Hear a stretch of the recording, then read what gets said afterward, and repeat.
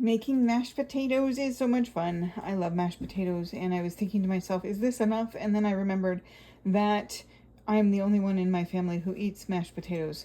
I'm making more mashed potatoes than usual this year because my son is taking the rest of the mashed potatoes over to his friend's house afterwards to make lefse, which you can easily make from mashed potatoes.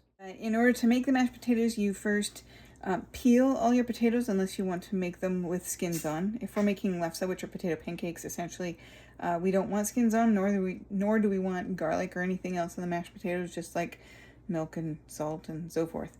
Butter, lots of butter. And you can make these dairy-free. It's very easy. They are naturally gluten-free, which is lovely.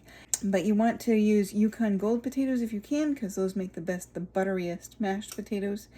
And then you cover them with water and you boil them as our lefse recipe says. You boil them until they're done, which means that you're going to be able to stick a fork in them and they're going to kind of sort of fall apart. I'll show you when that happens. You generally want to start boiling your mashed potatoes about an hour before all the meat is going to be done. And then right at the end, when the meal is just about ready, you take the turkey out, you pop the rolls in, you make the mashed potatoes and the gravy right away at that point. Everything just flies at that point in time. Now you can make the mashed potatoes ahead of time. And then if you want to, you just reheat them on the stove in a pan. You might add a little extra milk. You will need to stir it a little bit, but they are easy to make ahead of time if you want to. Potatoes are done, and you can tell they're done when you push them against the side of the pan and they pretty much fall apart. So I'm going to take this over to the sink and I'm going to drain it.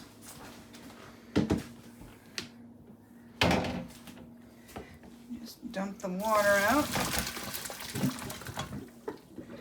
Now, if you want to use a hand mixer, you can just pour the potatoes back into the pot that these were in.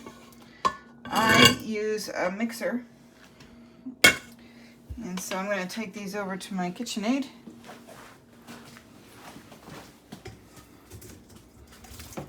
And put them in there.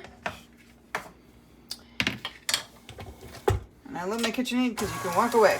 You start mashing. And I'm going to make a combination of milk and butter. A little bit of butter, a little bit of milk, and that is going to go in the mashed potatoes. Alright, so I've got some milk here, about a cup for that amount of mashed potatoes. And I'm going to put about a tablespoon to 1 to 2 tablespoons of butter in here. And I'm going to nuke that. You can actually cook that on the stove if you prefer. I'm going to put it in the microwave. And the goal is to melt the butter, so you want that kind of warm. You also want to make sure that the mashed potatoes during this time are fully whipped, so that there aren't any lumps in them, that is if you want a non-lumpy mashed potato. Some people enjoy the lumps. I am not one of those people.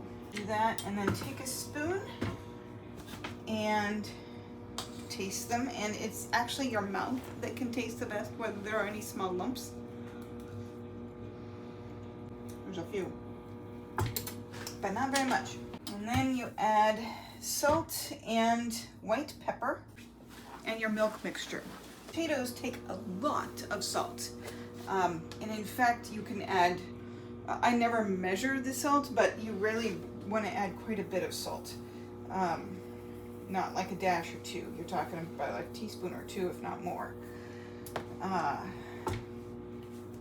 So you want to add this salt, and you want to make sure that the mashed potatoes are fully mashed before you add any milk. Salt is always to taste. If you add too much salt, you can add a little bit more milk, and it should be still fine. Okay, so I've got my white pepper.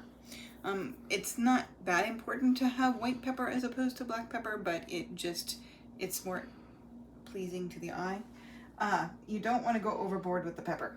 Just a little dab will do you. And then you want to make sure that your butter and milk is mixed nicely, and you put it in a little bit at a time. So I put in probably about a half a cup at that point. And you're gonna mix this and it'll get a little creamier and fluffier. And that is it. Excellent mashed potatoes right here. So good.